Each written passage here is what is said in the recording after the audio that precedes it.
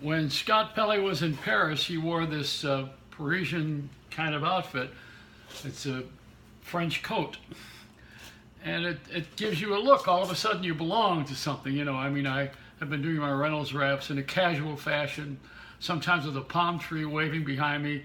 But today it's the Force. I want to show one of the posters that never made it.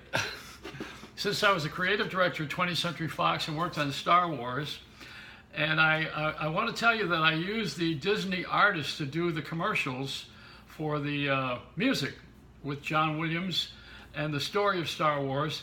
I also used MGM's opticals, although we owned Deluxe, which was the 20th Century Fox company, CinemaScope.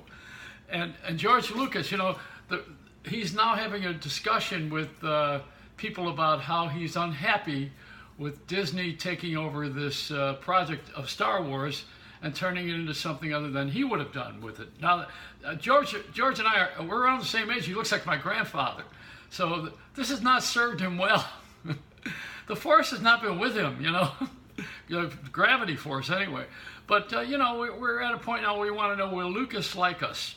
And Walt Disney is probably, he's cryogenic. You know, that means he's frozen.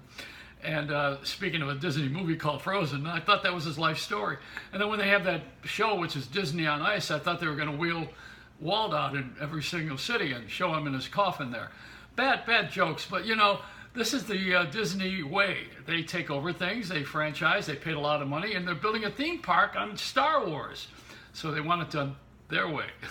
My way or the superhighway.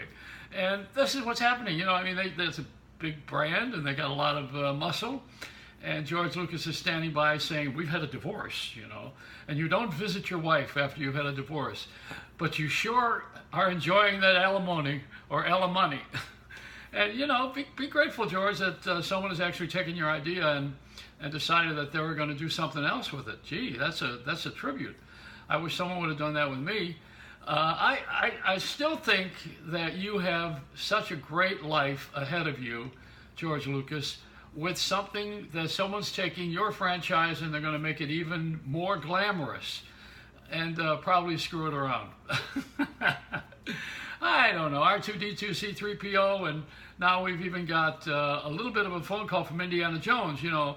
I mean, this all started with Spielberg being friends with George Lucas, and the father of all of this is Francis Ford Coppola, who was actually the first person to give us the video versions of everything, because he had a studio he bought called Zoetrope, and he put this video camera to overshoot whatever he had shot on film, and use what they call a B-roll, you know. And he was the inventor of that. So you got Francis Ford Coppola and George Lucas and Steven Spielberg. These guys are all legendary and they're great, and everybody should be so happy with everything they've done. And they've given us so much joy and happiness. And even AT&T has stolen that ET logo. You know, remember ET Come Home?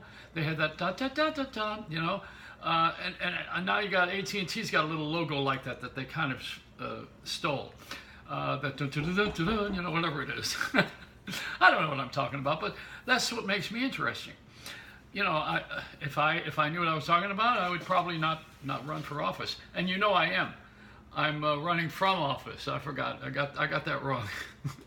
Anyway, George Lucas, come on, be happy with Star Wars. The movie's not even out yet, and you already gave it a rating. I remember when everybody thought that you had a dud.